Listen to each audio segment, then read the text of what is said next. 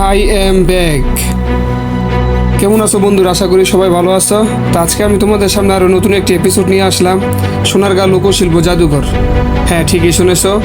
আজকে তোমাদেরকে আমি বলে দেব সোনারগাঁ লোকশিল্প জাদুঘর কোথায় অবস্থিত এবং সেখানে কিভাবে যেতে হয়, এবং তার ভিতরে ঐতিহাসিক কী কী নির্দেশনা আছে সব কিছু আমি তোমাদের কাছে উপস্থাপন করব। তাই একটু লেড়ে চেড়ে বসো। আর হ্যাঁ, তোমাদেরকে বলবো অবশ্যই ভিডিওটা অনেক তথ্য উপবদ্ধ হতে চলেছে, তাই ভিডিওটা একটু স্কিপ না করে সুন্দরভাবে কন্টিনিউ করবে। এই ভিডিওতে তুমি অনেক কিছু দেখতে, জানতে এবং শিখতে চলেছো, তাই ভিডিওটা একদম স্কিপ না করে কন্টিনিউ দেখে যাও। আশা করি তোমাদের অনেক কিছু দেখাতে এবং শিখাতে পারবো। তো আর তোমাদের মাঝে বেশি কথা বলবো না, আমি আছি মোহাম্মদ আলমগীর হোসেন তোমাদের সাথে। তো লেটস স্টার্টেড। তো বন্ধুরা, সোনারগাঁ লোকশিল্প বাংলাদেশের একটি ঐতিহাসিক স্থান। সোনারগাঁ লোকশিল্প জাদুঘরের কথা শুনিনি এমন মানুষ খুঁজে পাওয়া দুষ্কর। এই লোকশিল্প জাদুঘরে দেখার মতো অনেক শিল্পকলা রয়েছে, যা প্রাচীনতম, যা একবার মানুষ দেখলে মুগ্ধ হয়ে যায়। তো বন্ধুরা, যারা নতুন এবং এই ঐতিহাসিক লোকশিল্প জাদুঘরে দেখতে চাও, তারা কিভাবে এখানে আসবে সেই প্রসেসটুকু আমি তোমাদেরকে বলে দিচ্ছি। একটু ফাইন্ড আউট করে খেয়াল করো। সোনারগাঁ লোকশিল্প জাদুঘর রাজধানী ঢাকা থেকে প্রায় 24 কিলোমিটার দূরে অবস্থিত। নারায়ণগঞ্জ জেলা সোনারগাঁ উপজেলায় অবস্থিত।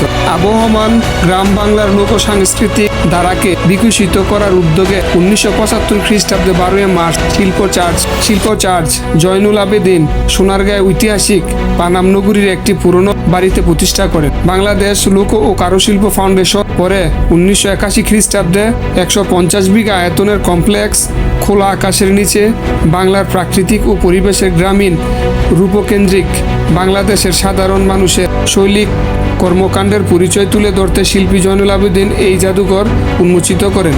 জয়নুল আবেদিন এই জাদুঘর উন্মুক্ত পরিবেশে গড়ে তোলার প্রয়াস নেন এবং বাংলাদেশ লোক ও কারুশিল্প ফাউন্ডেশন কমপ্লেক্সটি প্রায় 100 বছর পুরাতন সর্দার বাড়িতে স্থানান্তরিত হয়। এখানে আরও রয়েছে একটি সমৃদ্ধ গ্রন্থাগার, কারুপল্লী ও একটি বিশাল লেক। হ্যাঁ বন্ধুরা, এই সোনারগাঁ লোকশিল্পে এখানে স্থান পেয়েছে বাংলাদেশের অবহেলিত গ্রাম বাংলার নিরক্ষর শিল্পীদের হস্তশিল্প, জনজীবনের নিত্য ব্যবহারযোগ্য পণ্য সামগ্রী। এসব শিল্প ও সামগ্রীতে তৎকালীন প্রাচীন বাংলা ঐতিহ্যবাহী লোকশিল্পের রূপচিত্র ফুটে উঠেছে। সর্দার বাড়িতে মোট 10টি গ্যালারি রয়েছে। গ্যালারিগুলোতে কাঠ খোদাই ও কারুশিল্প, পটচিত্র, মুখোশ, আদিবাসী জীবন ভিত্তিক নিদর্শন, গ্রামীণ লোকজীবনের পরিবেশ, লোকজ বাদ্যযন্ত্র, পোড়ামাটির নিদর্শন, তামা কাঁসা পিতলের নিদর্শন, লোহার তৈরি নিদর্শন, লোকজ অলঙ্কার সহ রয়েছে বহু কিছু। ভবনটির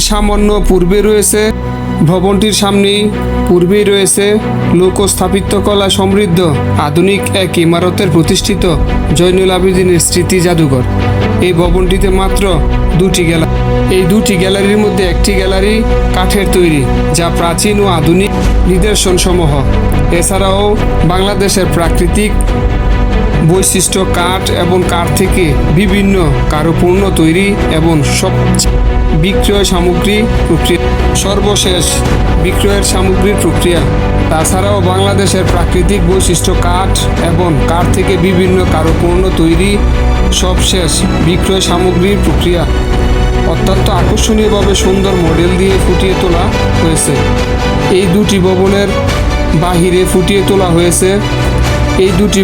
বাহিরে রয়েছে পাঠাগার, ডকুমেন্টেশন সেন্টার এবং সেমিনার হল, ক্যান্টিন, কারুমঞ্চ, গ্রামীণ উদ্যান এবং বিভিন্ন রকমের বৃক্ষ, মনোরম লেক। বন্ধুরা, লেকের মাঝে ঘুরে বেড়ানোর জন্য নৌবিহার, মৎস্য শিকারের সুন্দর ব্যবস্থা এবং শঙ্খী রাজ নৌকা।